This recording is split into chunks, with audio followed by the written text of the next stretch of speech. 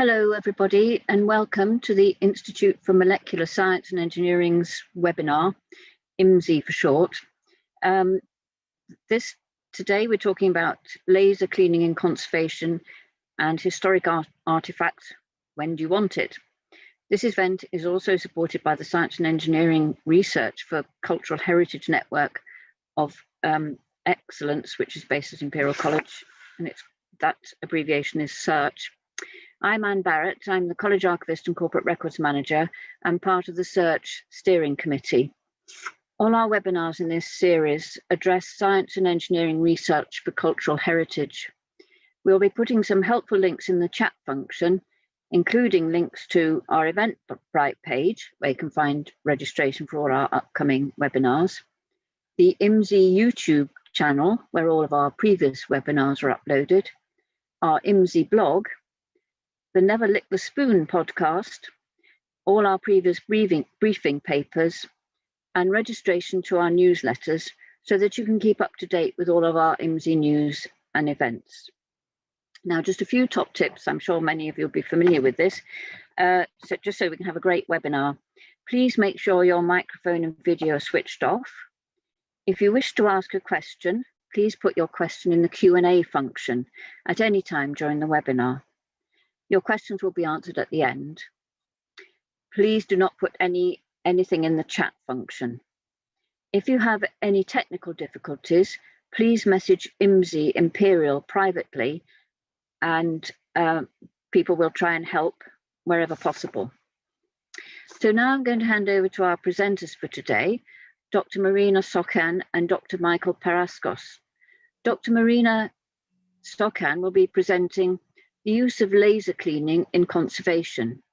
Marina is the Head of Conservation Studies at City and Guilds of London Art School and an Imperial College alumnus, having completed her PhD in entitled The Surface Analysis of Laser Cleaned Museum Materials at Imperial in 2006. And her research was conducted in collaboration with the Tate, Victoria and Albert Museum and Natural History Museum. Then Dr. Michael Paraskos will present Historic Artefacts, When Do You Want It? Michael is manager for the Adult Education Programme at Imperial College and a lecturer in art history in the Centre for Languages, Culture and Communications. He also teaches architectural history on the Conservation and Historic Carving degree programmes at City and Guilds of London Art School. I now hand over to Marina. Hello, so my topic is laser in art conservation, cleaning object of art with infrared. Lasers in conservation is a huge topic, and to talk about this for 20 minutes is just to touch the very much surface. So what I'm going to do, I'm going to discuss laser cleaning using infrared radiation, which is most, let's say, wide used lasers in conservation. The lasers with using infrared radiation used mostly in stone conservation, sculpture conservation, sometimes in gilded surfaces. When we're talking about, for example, painting conservation or conservation of wood conservation or textile or paper, sometimes we use, not sometimes, we mostly use UV lasers. So let's start. Lasers. I'm sure everybody heard the word, and it's light amplification by stimulated emission of radiation. And the laser on the screen, it's laser which used in Victoria and Albert Museum, Tate Gallery, Natural History Museum. The British Museum got more modern version, but the basic of the design is the same. And this laser is able to deliver different kind of the energy density and using two wavelengths, 1064 nanometers and 532.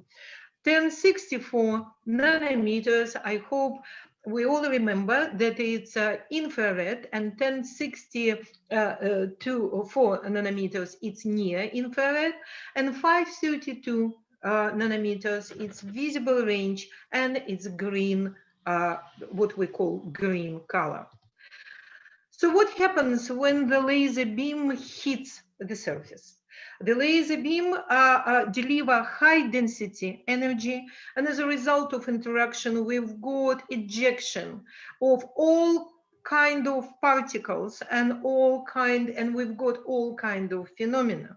So we've got atoms, ions, molecules, clusters, particles, and most important thing, that to achieve the high rate of or efficiency of interaction, we use not continuous wave laser, but we use the Q switch, which means that we deliver portion of energy during the short period of time.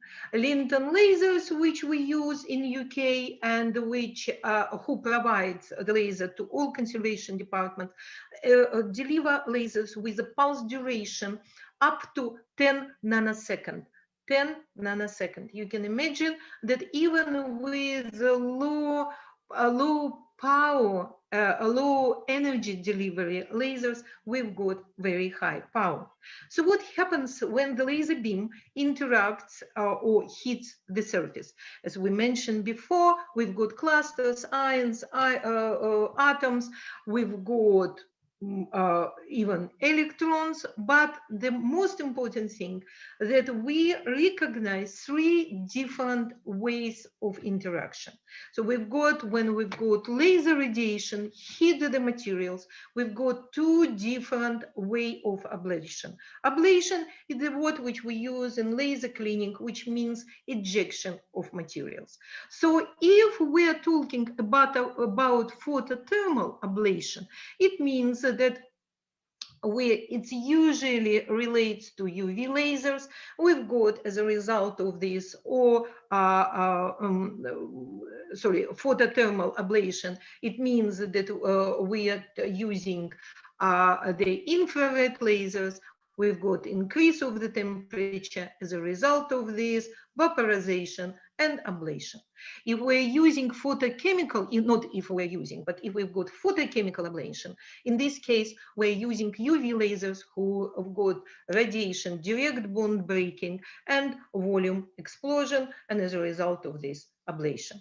But in our lasers, Q-switch laser, when we deliver energy in short pulses up to 10 nanoseconds, what we've got? We've got first material excitation, then we've got thermal and not thermal excitation, then we've got volume change, and then as a result of volume change, stress generation, and as a result of this, ablation of materials. So if we look at the diagram, what happens there, then we actually, in laser cleaning, it's obvious that we in any way, it doesn't matter what kind of laser we're using infrared or UV lasers, the mechanism is the same. What the mechanism of a laser cleaning? Why we've got a laser cleaning? Because we've got the surface, on the top surface of on our materials, which is the material which is absorbing generate, as a result of absorption, it's generated increase of the temperature. Increase of the temperature leads to first stage melting, then it leads to vaporization. As a result of vaporization, we've got cloud of vapor on the top of our surface, but during the laser radiation, this cloud of vapor ionized. Ionized vapor is a plasma. So we've got plasma, we've got completely, or let's say, hundreds of times higher absorption rates than vapor or than solid materials. So as a result, we've got extremely interesting, and it's a huge simplification, but it's interesting mechanism of which leads to the laser cleaning. So we've got first increase of the temperature. Second, we've got melting and vaporization. Third, we've got plasma creation. As soon as we've got plasma creation, plasma absorb 100 times higher amount of energy than solid or vapor.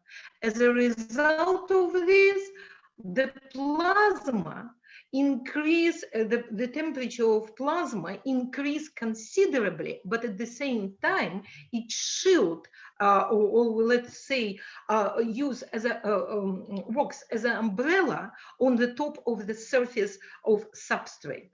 So on one side, laser radiation leads to vaporization. On another side, laser radiation leads to plasma creation, which immediately shields the surface. As a result of the increase of the temperature inside of the plasma cloud, and normal, let's say, room temperature outside, as soon as the laser pulse stops, we've got explosion. Difference in the temperature, we've got explosion. During the explosion, we've got generation of stress on the surface. So on top of vaporization of unwanted materials, which absorb the laser radiation, we've got stress on the surface. And when the explosion of the plasma cloud happens on the surface, it leads to ejection, or as we say, ablation of materials.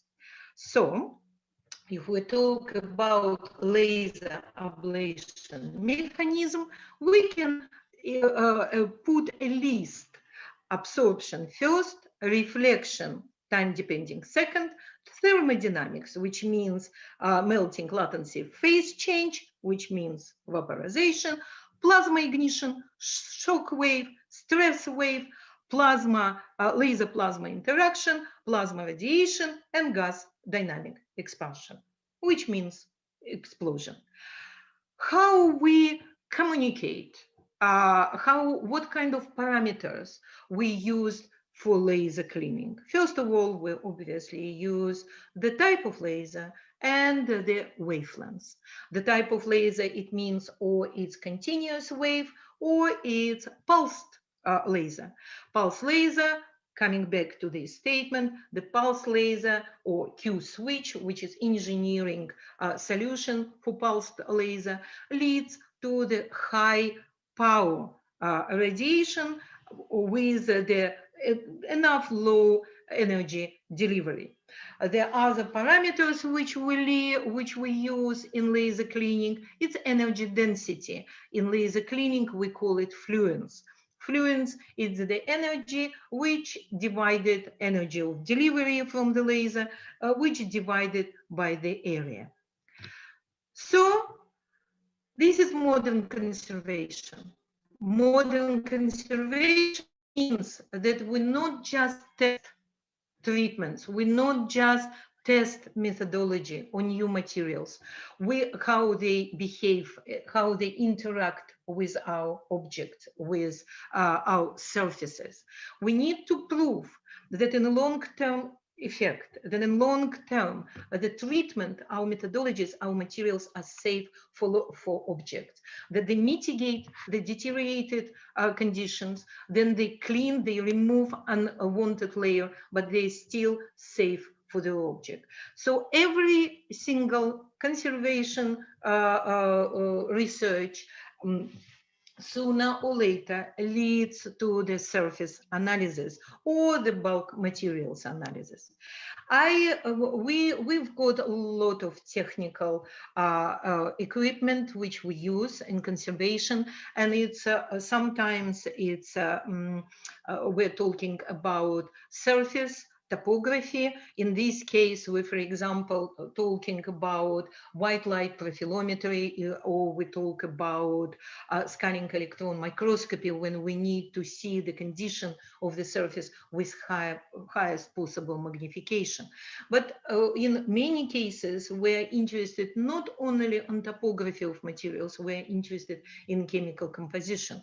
So I decided to show you one of the instruments which we use, and I spent years in front of it in Imperial College Surface Analysis Lab. It's focused ion beam mass spectrometer, and this instrument able to be used. We're able to use it for surface topography to see what happens after we apply different treatments, and at the same time we can look at the chemical composition of the surface. The only negative side of this instrument and this technique is that it requires sampling, because we are talking about vacuum chamber. So when we look at the analytical technique, so what do we see? First of all, in terms of mass spectrometry, we use ion beam, which we call the probe, hits the sample, and then we've got, let's say, reflection or the data which we manage to get from the probe, which we detect and show using different techniques. This is an example how we analyze materials which we use for the laser cleaning. First as tests, not as the routine cleaning. First as a test to make sure that nothing happens with the surface. Surface is not damaged as a result of laser cleaning, and the long-term effect is, let's say, non-existent in laser cleaning. I will talk about this later on a little bit, but right now on the screen we can see the surface of the silver alloy, and it's silver thread before the laser cleaning, and you can see remains of a silver sulfate or tarnishing, as it said, and on the right side you can see the same surface from the after radiation. With magnification more than 2000 times, we can see even remains of the tarnish, remains of the silver sulfate on the surface of silver. But at the same time, you clearly see that there is no damage on the silver surface. The first laser cleaning object which I saw in my life, it was this wonderful bust by Alfred Drury in Victoria and Albert Museum. This plaster bust was cleaned by Pedro Gaspar, who is now the head of conservation in Victoria and Albert Museum. And it was amazing experience, and you can see and anybody who dealt with plaster cast, they know that it's highly porous materials, very susceptible to any water solution. So to clean plaster cast, it's an enormously difficult and complicated task. So to use the laser cleaning, you can see results immediately. So the next one of the most famous cases of laser cleaning is Lorenzo Ghiberti's bronze doors, Port del Paradiso, and the technique which was used for cleaning of this door was, let's say, mixed, complex, but it was done by the group of Italian conservation scientists under the Dr. Siama, and you can see how dramatic, how contrast the difference between site which was cleaned by the laser and the site original. Now, this is one of the most important statement in laser cleaning. Why laser cleaning was brought to existence at all? Expensive in terms of equipment, not easily available, at least when it started. So why people start or even consider laser cleaning in conservation? For very simple reason. Because if we use mechanical cleaning, in this case, we basically control of how much we remove depends on the skills of conservators. Second, if we use chemicals, chemical cleaning, as Dr. Siana said, we can't guarantee, we can't give 100% assurance that it stops when we stop using chemicals. So in laser cleaning, we've got completely different story. The laser cleaning takes place as long as laser switched on, as long as we've got a pulse.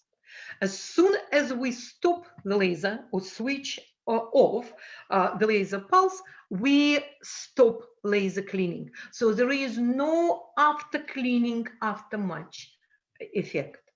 On the screen, you can see again the object from Victorian Albert collection, textile department.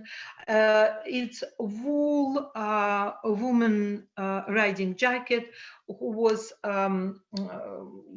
used maybe one of the first non-sculpture object in Victorian Albert Museum for laser cleaning, and you can see the quite ugly spot in front of the jacket and after cleaning.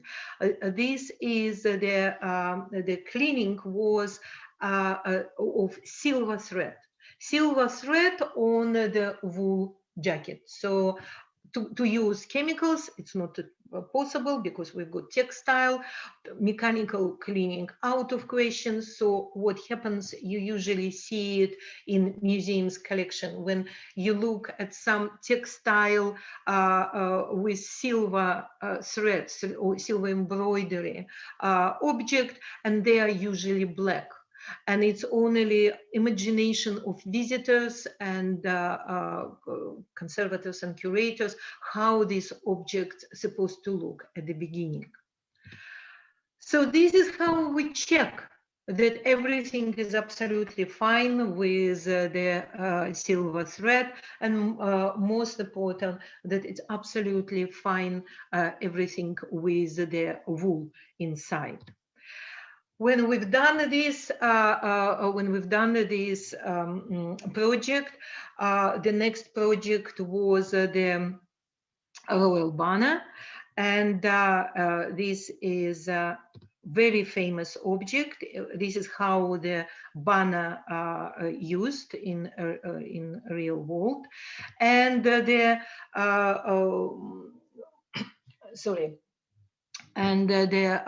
actual object, it was bought by Metropolitan Museums. So we work for this project. Another materials which is absolutely, let's say, one of the most positive example of infrared and green radiation application to conservation. It's ivory. Ivory, again, ivory, that materials who are very susceptible to water. So what happens with ivory object, they usually left as they are.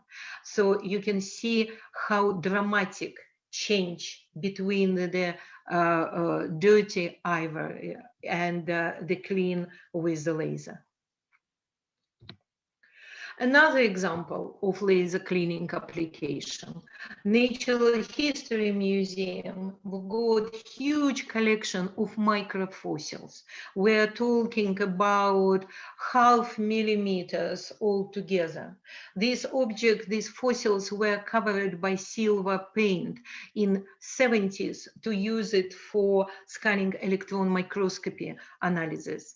They were left covered by silver paint, and everybody was sure that we can't do anything about this. So when we apply infrared pulsed laser, you can see the result, and you can see, and these, drops, these drops around, it's actually remains of the silver paint, but the fossil is absolutely clean, and you can see the level of details which we were able to see after laser cleaning. And again, we're talking absolutely undamaged, clean surface.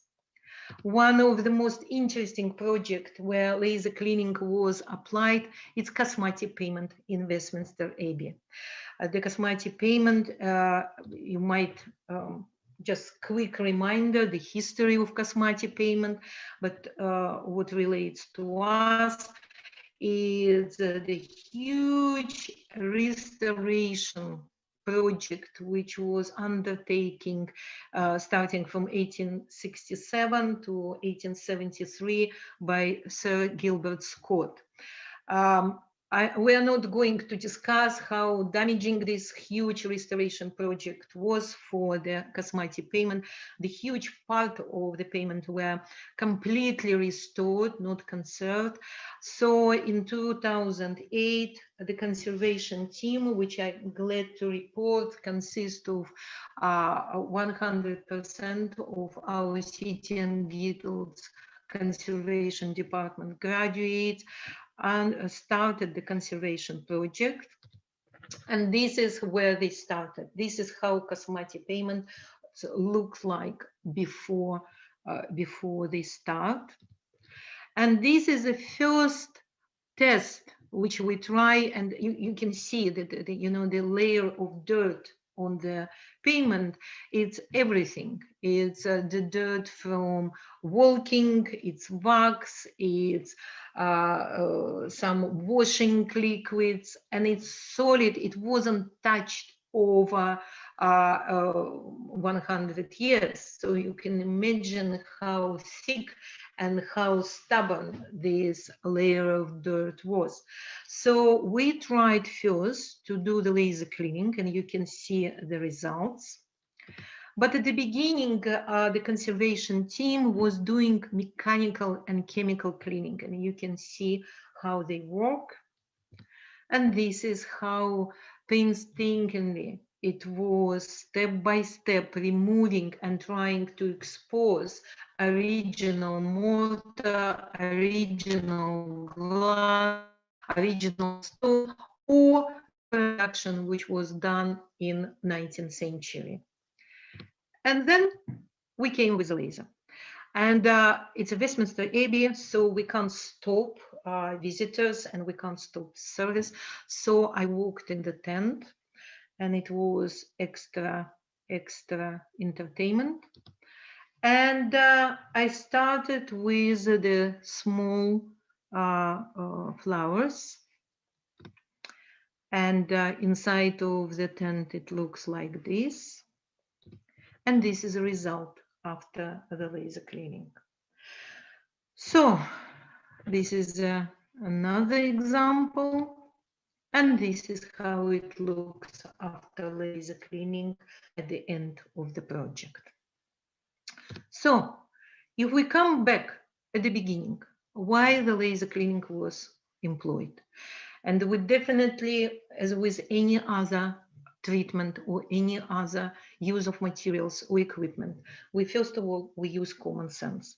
Just because you can do it doesn't mean that you should. So coming back, functional principle of the laser, why it's so effective, why it's so positive, and why conservators who work in, particularly in sculpture conservation, and examples is Notre Dame, Amiens Cathedral, Reims Cathedral, a lot of sculpture in Britain, some cleaning on Westminster front and Victorian Albert actually Museum. Why? Because we're dealing with physics law. We've got absorbing layers and we've got reflecting layers. So we are able, with a laser cleaning, if we use infrared, we're able to remove unwanted materials where absorption rate is higher than absorption rate of substrate. So if we're working on plaster cast or marble, or for example, even on gilded surfaces, so everything which is darker than substrate, than materials underneath, is good for laser cleaning. What is other things about laser cleaning, that it's self-stopping materials. It's as soon as laser beam achieve removing of unwanted materials and hit the surface with the low absorption or high reflection rate, it stops. So the laser beam reflected. So we don't need to worry what happens after this, because as a result of reflection, we don't have any after effect after laser radiation. So when we've got materials which we know for sure that will be highly or more absorbing than base materials than substrate materials, which will be reflected materials, we can say that the laser cleaning is safe. So this is why we use laser cleaning. This is why it's popular. And the only limitation for laser cleaning in conservation practice is the high cost of instrument itself. But when we talk high cost of instrument itself, we need to remember that if we, for example, if we try to evaluate the treatment, for example, we need to take into account, for example, materials, we need to take into account time, labor time, so how many days or months or years conservators spending on the project. The efficiency of laser cleaning is much higher, and again, it's self-limiting process, so as soon as we switch off the laser, we stop the treatment. So thank you so much for attention, and I'm happy to now pass to Michael. Well, I'm going to begin by admitting to being a bit of a killjoy. Sometimes I think the work of being a historian or being an art historian does require you to be a bit of a killjoy. Perhaps that's especially the role of the arts and humanities in an institution like Imperial College, where science and technology and medicine dominate. I think we are here in the humanities to remind people of history, of times when things went right in the past, but also of times when they went wrong, and to remind people that humanity doesn't always behave in the way you might expect or you might want. In other words, we want to raise moral questions, bring in the morality or ethics into this. And to make matters worse, in the humanities, we rarely give definite answers to the questions we raise. We simply say, yes, but. So rather like this gorgeous stained glass window in York that I remember studying as a student many years ago, we aim to be the prick of conscience. Amongst other things that I do at Imperial, I teach architectural history. It's a popular subject, but I also know it can be a bit of a disappointing subject. And every year I take students to see this building located in the Temple area of London, just off Fleet Street. And we discuss how it was founded by the Knights Templar, how it's a rare survivor in England of the early medieval Romanesque style, and how it displays the typical characteristics of that style, like the semicircular windows and so on. We usually start by looking at the building from this angle, and then we move round to the left of your image and we see the gorgeous Romanesque style doorway, the portal. What's not to like, we might think? It's a great building to explain the basic principles of Romanesque architecture. Except then the disappointment comes in. I have to explain that almost none of what we are looking at in this building is original. It's not just that the church has been restored so many times. At various points in its history, it has been modernised, particularly in the 17th century by the great architect Christopher Wren. In fact, Wren's alterations to the church came in for an enormous amount of criticism in the early 19th century. Writing in the Gentleman's Magazine in 1811, an anonymous reviewer wrote that the church was full of odious Wrenian overlays of doorways, windows, entablature and scroll screens. Now, the point about the anonymous writer's article in the Gentleman's Magazine is that it's evidence of how changing taste has changed the church's form from its original medieval appearance to something that was, in the 17th and 18th centuries into the 19th century, something more modern, presumably more modern because it had Baroque classical elements added to the medieval Romanesque elements. By the late 18th century and into the 19th century, these no longer seemed quite so, well, I'm going to say at the moment, modern in inverted commas. Now, the truth is that at that point in 1811, you couldn't really see Temple Church very easily.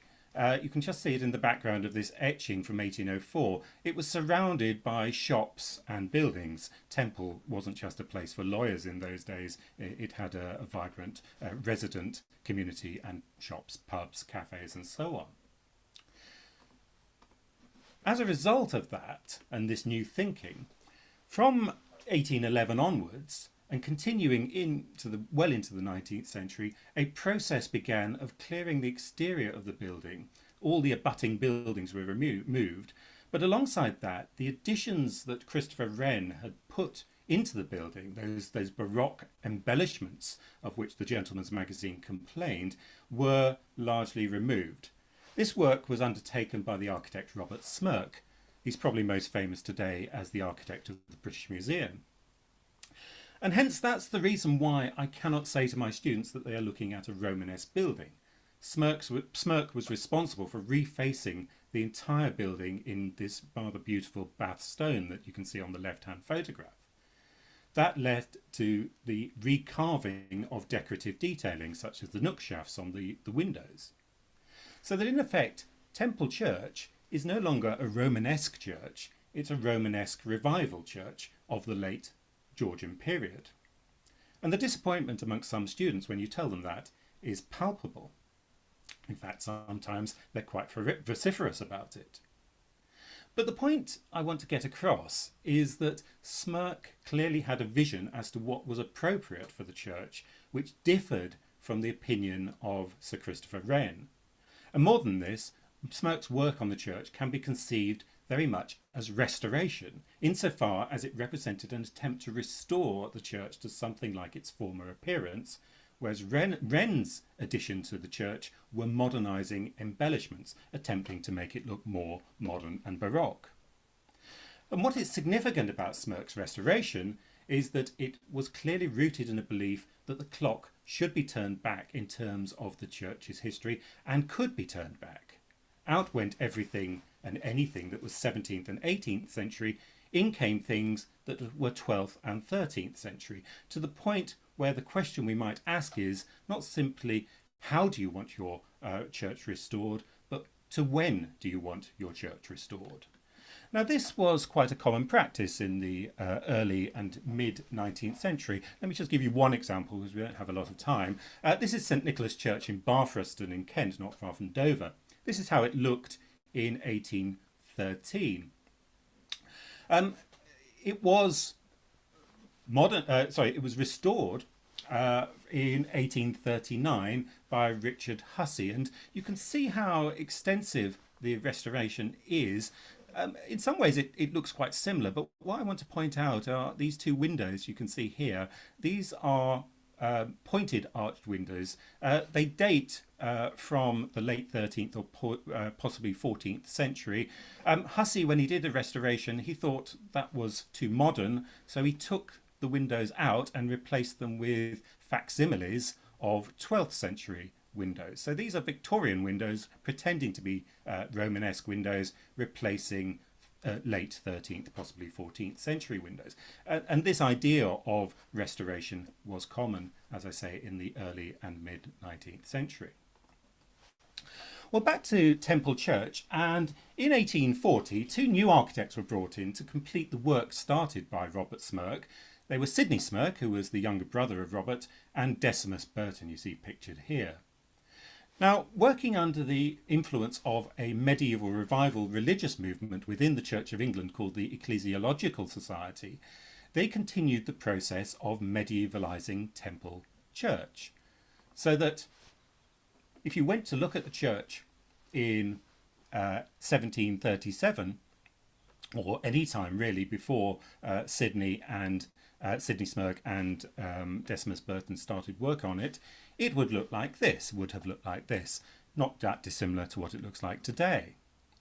But if you had gone to visit it in 1850, just after Smirke and Decimus Burton had finished their restoration work, it would have looked like this. Here's a photograph from 1908 showing Temple Church after they had finished their restoration. Some of you may be familiar with it already if you're a fan of computer games. This is actually the model for the church that's used in Assassin's Creed, which is set, I think, the particular instalment of Assassin's Creed is set in the 1860s. So it's nice to see they did their homework and got the right version of Temple Church. So what had happened? Well, essentially, in following the ecclesiologists' zeal for returning Anglican churches to a medieval appearance, Smirke and Burton rebuilt the missing conical roof onto the church that they presumed it once had. But those presumptions can just be plain wrong. There is no evidence whatsoever that Temple Church ever had a conical roof. They assumed it must have had one because in their medievalising zeal, they thought it should have one. This was not restoration now, this was fabrication. In light of that, the idea of building a giant witch's hat on top of the roof, or as a roof for a medieval church, seems pretty clear cut in terms of contemporary or modern conservation and restoration today. We would assume it's wrong. But it's always worth bearing in mind the lessons of history. The ecclesiologists thought that their methods were sound as well. In fact, they referred to them as being scientific. But let's think about something more recent. Let's get into the 20th century. Let's think about something perhaps a little bit more subtle. Let's think about the cleaning of sculpture.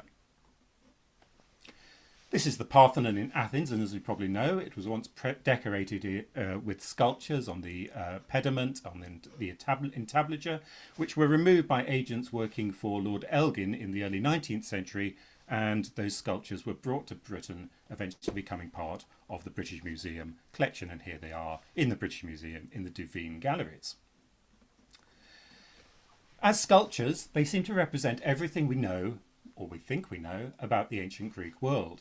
Their white marble connotes ideas of classical form, ideas of purity, of ideal Platonic beauty. As a result, the assumption might be that any cleaning of the sculptures should be concerned with conserving and maintaining that white, pure marble appearance. And certainly in a cleaning program in the early 20th century, that was the aim.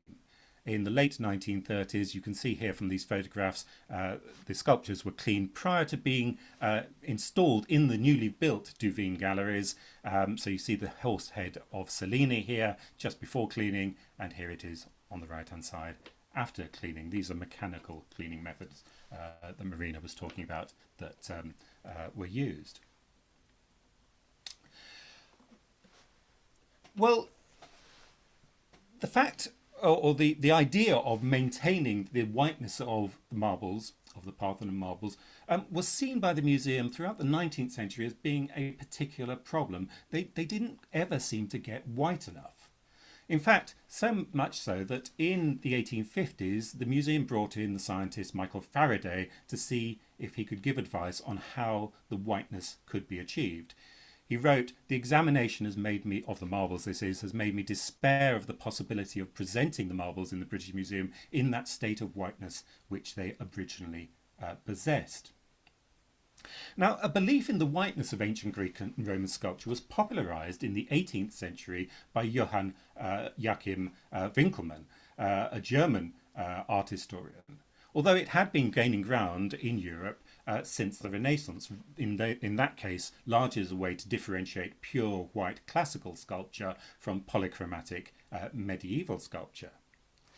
Now, this idea of Winckelmann and others permeates into the 20th century, and it underpins the 1930s attempts to clean the sculptures prior to their installation in the Devine galleries.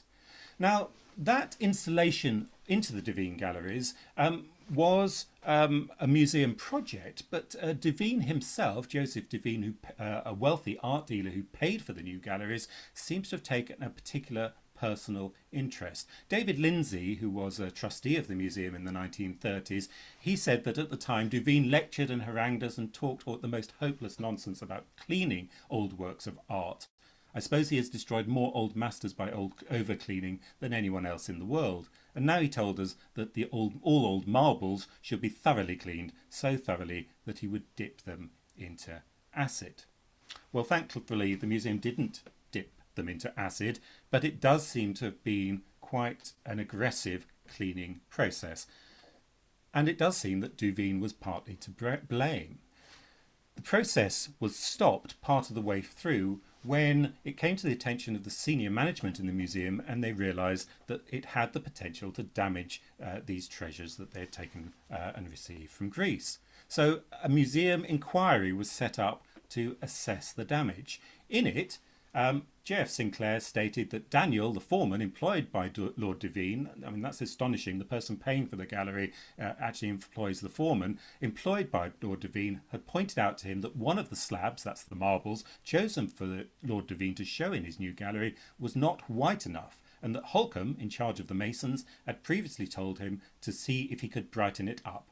The slab was, in consequence, re-cleaned. Daniel commended him for getting it whiter. Also told to the Board of Inquiry was the testimony of Richard Barnett, who was the keeper of Western Asiatic Antiquities of the museum. It was reported that Barnett remarks that he had long been puzzled as to why an elderly labourer had been allowed to sit day after day using hammer and chisel to remove lime stalagmites and wire brushes to remove the golden brown patina from the Parthenon, metopes and frieze slabs, which were solemnly trundled into him one by one. Notice that golden brown patina. Now, I don't want to use this to raise the rightness or wrongness of the cleaning of the marbles in this way. It clearly was wrong, and the British Museum recognised it eventually at the time. My question is, what is being cleaned off the marbles and why? Well, the why is relatively straightforward. As we've heard, at least since the time of Winckelmann, the assumption about Greek sculpture was that it had been left unpainted, white marble, left as white marble. I suspect had laser cleaning been available in the 1930s, it would have undoubtedly been used on the Parthenon marbles, and they might well have ended up much whiter. But what was that non-white surface that the conservators at the time were being asked to remove? Well, in 2009, it was finally proven that the Parthenon marbles were in fact painted. It had long been suspected, and here you can see a reconstruction of the Parthenon in Technicolor. Here you can see a section of the Panathenaic frieze, again part as it is on the left and partly painted as it was imagined to be. It took a very long time to discover this or prove this scientifically. It was actually Giovanni Verri, who was a physicist working at the British Museum's Department of Conservation and Scientific Research, who used a luminescence photographic technique on section of the marbles to find microscopic traces of paint that are not visible to the human mind. So you can see the belt of iris here shows up as a luminous band there, showing the presence of paint pigment, calcium, copper, silicate, in other words. But it had long been suspected that the marbles might actually have been painted, and when Faraday was brought in the 19th century, he was asked about this question, precisely about this question. And we can see the sort of evidence people were looking at that time by looking at these figures E and F from the east pediment. If we turn them round, it's this bit at the bottom left-hand corner you should concentrate on, and if I magnify it, it's actually all this line here is thought to be a brush mark. So they were painted. The whiteness that they wanted was not the original colour of the marbles at all. And the suggestion, the possibility, and it has to be said the likelihood of what was being cleaned off at that time was paint, or at least in part paint. So in cleaning the marbles using chisels and wire wool, but also less aggressive methods of the time such as fuller's earth, there is fear that valuable paint traces were mistaken for dirt and cleaned off on the incorrect assumption that the sculptures had originally been white. As in Temple Church, the belief in a mythical past affected conservation and restoration practice. And so on to our own time. Here we have a masterpiece of Christian art, the medieval cathedral in Chartres in France. It has undergone extensive conservation and renovation treatment in the past decade or two, and has run into exactly the same controversies we've seen in relation to Temple Church and the Parthenon marbles earlier. A newspaper report from France, or media report, notes that studies undertaken before the restoration showed that simply by rubbing off layers of accumulated dust, an original 13th century layer applied over the exposed stone was revealed in an exceptionally well preserved state. Well, who can object to that? Doesn't it sound marvellous? You rub off the dust, and what do you end up with? You end up with evidence, or even the manifestation of, it was suggested, 80% of the original 13th century paintwork. Except with that ... the bit I've missed out. Oops, sorry, there we go, the bit I've missed out. What was that dust? Accumulated dust which included the residue of two other coatings, one from the 15th century and one from the 19th century. In other words, the restoration of the interior to a 13th century wall surface meant the destruction of a medieval and a 19th century surface in the process. So somebody in the case of Chartres made a very clear decision to take the cathedral back to some perceived point in the past, namely to a presumed ideal moment in its history when it was completed and in a pristine state. You can see there the before and after, if you like, of the column there, the pier there. If that sounds familiar, it's because it is. The ecclesiologists in the 19th century also had an ideal vision of buildings in the past, and where something did not fit with that ideal, it was removed. And if an aspect of that ideal was missing, it was fabricated. Now, from a historical point of view, this is problematic. First, it's not how cathedrals, or indeed any building, exists. Buildings are not monuments to particular times, they are temporal phenomena that move through time. Even if we accept the deeply problematic notion there was a moment when Chartres was finished and in a pristine state, is it not problematic from an historical perspective to effectively destroy the subsequent physical records of the life of that building? Well, I suppose at least in Chartres there was an attempt to return the cathedral to some perceived point in its actual past, unlike the Parthenon marbles, in which there was a long-standing desire to restore them to a fabricated position that never actually existed. But even that may not be enough to save our consciences. If the ideal of whiteness that has now been abandoned for ancient Greek sculpture in the face of scientific evidence if that's been abandoned in the face of scientific evidence, there are claims that other historical artefacts are still being scrubbed in order to restore them to a state they never possessed. This is St Paul's Cathedral. It's been cleaned multiple times over the years. In the late 1990s, a 15-year cleaning and restoration programme for the interior began. But unlike the earlier cleaning programmes, it too has run into controversy. The controversy stems from what's being cleaned off the surface. Again, in this case, it is using mechanical means, using EDTA. The surface was covered in a paint, and what has happened in the recent restoration or recent conservation is that that paint surface has been removed, and it's been claimed that this returns the church to a state that Wren, who built it, wanted it to be seen in. The problem with that idea is that the paint that has been removed was applied by Wren in the 17th century, just after the cathedral was completed.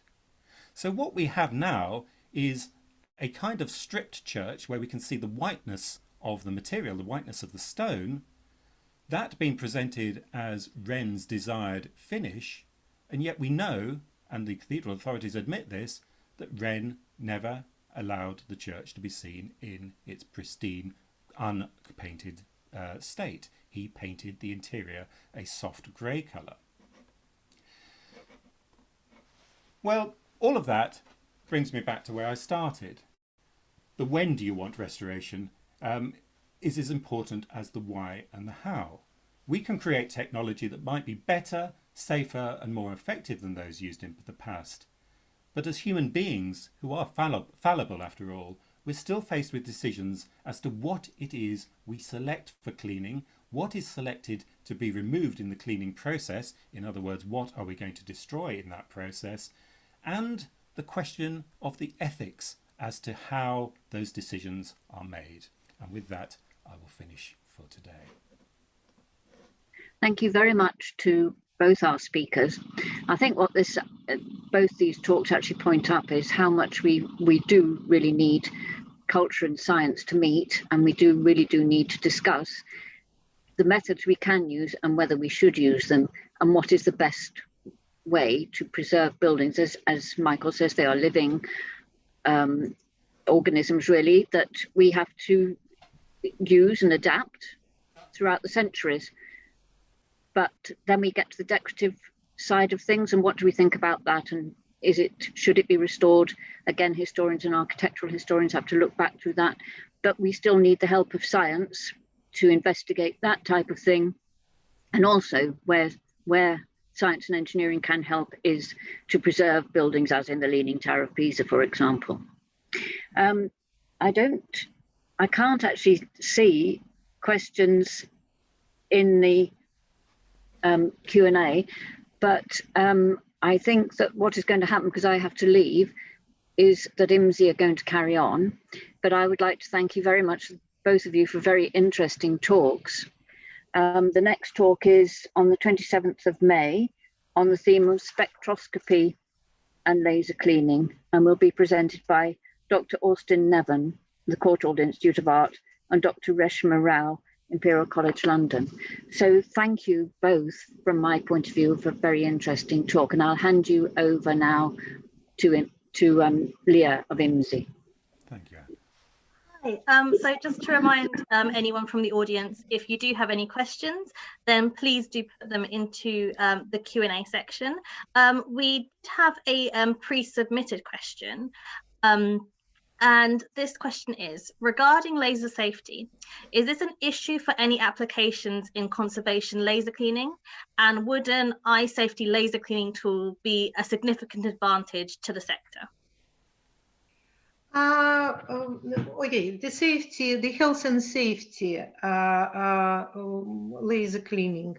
There are few rules which we have to follow strictly, must follow, is eye protection.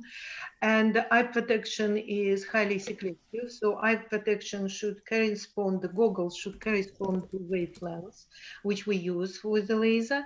And the second thing, we need to make sure that the area is protected for people around us, around laser cleaner, so it's not damaging. If you remember the slide where I'm sitting in the tent in the Westminster Abbey, so yes. About effectiveness. Laser cleaning is expensive at the beginning, but very effective and safe way of removing unwanted layers. We clean laser, we use laser for a number of objects. We remove, for example, if we're talking about, Michael was talking about overpaint, we're able to remove overpaint layer by layer with a laser, so to reach the original surface. So now, for example, Linton lasers, they produce portable lasers, which is less powerful, but at the same time, it's again, it's very effective. So, and to arrange protection for the public and arrange, obviously, the goggles for conservators, it's not a complicated task. So it's possible. For example, when cathedrals are cleaned with a laser, it's just protection screen on the scaffolding, or when it's done in the gallery, it's protective screen. I hope I answered the question, but I would like to make a note to what Michael was talking about conservation and restoration. The restoration is in conservators are basically now in majority of cases are not taught to do restoration. It's strictly speaking, to do restoration, it's against the law. We train conservators and we work as conservators, and in conservation science, it's extremely important point. The history of subject is sacred. The history of subject is object. Sorry, the history of object is sacred. What is considered being a history of object? It depends very much on curators and art historians. We are told what we need to preserve. I can give you the example. We were, for example, creating the polychromic plaster cast from William Morris gallery, and it was the plaster cast of William Morris, and it was covered by nasty, awful, absolutely, really awfully looking the dark brown varnish. And when we look at the history of the object, our first proposal was to remove the varnish and to expose the original color scheme, original polychromic surface. But then curators from the William Morris gallery told us that we can't touch this varnish for a very simple reason, because this varnish was applied by personal friend of William Morris after his death. And this brown varnish is a part of the object history. So it doesn't matter what we think about this varnish, and despite the fact that this varnish wasn't original, we still need to preserve it because it's history of the object. So every single conservation project, not a restoration project, conservation project, it's a highly individual, highly complicated, complex project. The conservation scientist or conservators comes first. They do analysis, they analyze the layers, they analyze pigments, media, they analyze restoration. How many conservation projects it's actually to remove the later restoration? So I hope now when we teach future conservators the huge chunk of training during the at the beginning, for example, in our case, it's a first year BA, it's when they learn what means ethic in conservation, what means philosophy and ethic in conservation. So I hope things moving in the right direction to better future. So there's actually a question about this in the Q&A. I'll spin that links to this. And it says, do you think that works of art should be preserved in their original sort of indigenous state rather than in a sort of like colonizer culture, even if A, they might have this might have happened a long time ago, or B, it may have been of high importance to the colonizer culture? I'm not sure I understand what colonizer culture means. I mean, are we talking about artifacts that have come from other parts of the world, or are we talking about you know, something like Chartres Cathedral, which is very clearly a Western object? Should they be preserved in their original state? Well, I mean, I think Marina's, you know, answered that. I think in some respects you have to respect the history. I suppose my point is that somebody is always making making a decision. You know, it's not necessarily the conservator; it's an art historian, or it's the architect at St. Paul. Somebody's always making a decision as to what is important, and it's not an objective position. It changes over time. You know, the lessons of history are that what we think of as important now change, and they change for a number of reasons. They change because our knowledge gets better. We now know that there are, you know, Greek sculpture were coloured, so our knowledge is improved. We needed science to prove that. It had always been suspected, but now we've got science that's proven that. But also it changes because our ideology changes, our presumptions, and that's what you see with the ecclesiologists. They you know, they were absolutely adamant that they were conducting scientific research, but really they were ideologically driven, and they were astonishingly successful in terms of their influence. Again, Marina was talking about that pavement at Westminster Abbey. You know, if you want to see you know, the impact of ecclesiological thinking, you know, Westminster Abbey is an excellent place to go, but you can actually go to any parish church in England, medieval parish church, and you will see that they have modified it because they were so persuasive. So, you know, should it be kept in its indigenous state? It cannot be kept in its indigenous state, you know, if I'm reading that meaning right, because time changes it. But in terms of restoration, in terms of conservation, you're absolutely right, Marina, to bring me up on, you know, conflating the terms. In terms of conservation, somebody still has to take a decision and say to the conservator, you keep that varnish or you get rid of that varnish. You keep that surface of Chartres Cathedral because it's 15th century. Think about that. That's a surface that's 600 years old. I mean, that is not something that's been put up in the 1960s. That's gone. It'll never come back. You know, you keep that surface or you don't keep that surface. St. Paul's, you take away what Wren put there or you don't. Somebody has to take that decision. And the job, I think, my job, you know, within the context of what we do, one of my jobs is to make sure people are asking that question and not getting too carried away with what we can do. You know, we can do all sorts of wonderful things and extraordinary things, but is that thing you said, Marina, just because we can doesn't mean we should. You know, that's where I would come in. Yeah. That's why I stole your quotation and put it on my... I just want to only add to this that conservators, our main concern is to stop deterioration. This is what we're doing. This is our aim, to stop deterioration, to preserve the object.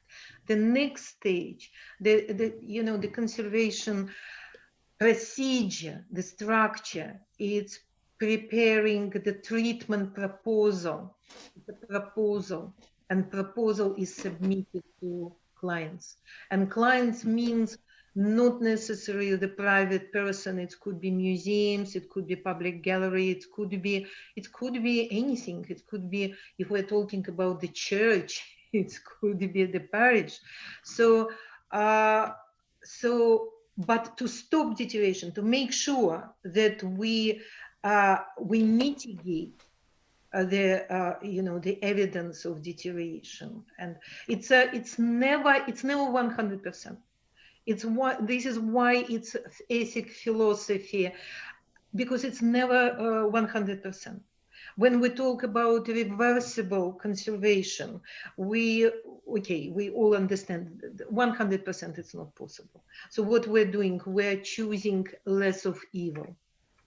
But our aim to stop the work of curators, art historians, is to say what they want to see, how they see the object, how they see historical and cultural context. Mm-hmm. Thank you very much. So we've got a lot of questions in the Q&A, but because of time, I think we can only go for one more question, unfortunately. So this question is from Jocelyn, and they have asked, is laser cleaning a good way to avoid contaminating archaeological evidence on objects during the cleaning process?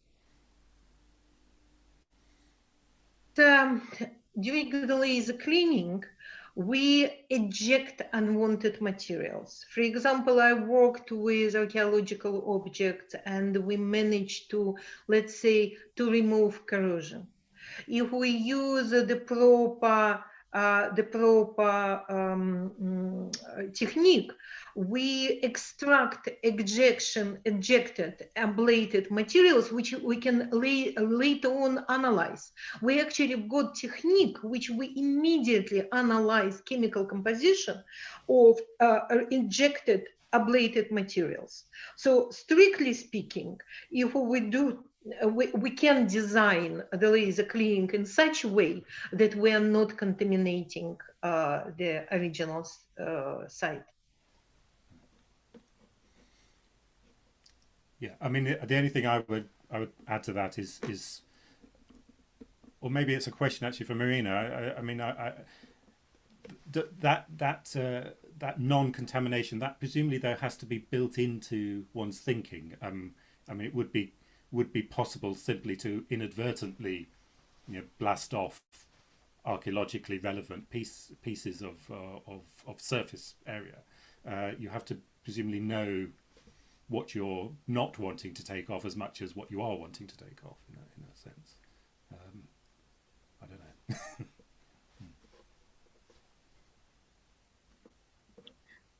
So I just wanted to say thank you to both our speakers. I feel like we could speak on this topic for hours and hours to come. And we've had some great discussion and some fantastic questions and such great presentations. Thank you so much. So massive thank you to Marina and Michael for such an informative presentation and also getting through so many questions and for the discussion. So a recording of this webinar will be put onto our IMSE YouTube channel, and you can find the link for this in the chat function. The next webinar in this series will be on the 27th of May at 2 p.m. On the theme of spectroscopy and laser cleaning, and this will be presented by Dr. Austin Nevin and Dr. Rameshma Rao. So thank you so much to both of you again, and I hope that everyone has a wonderful day. Thank you so much. Thank you.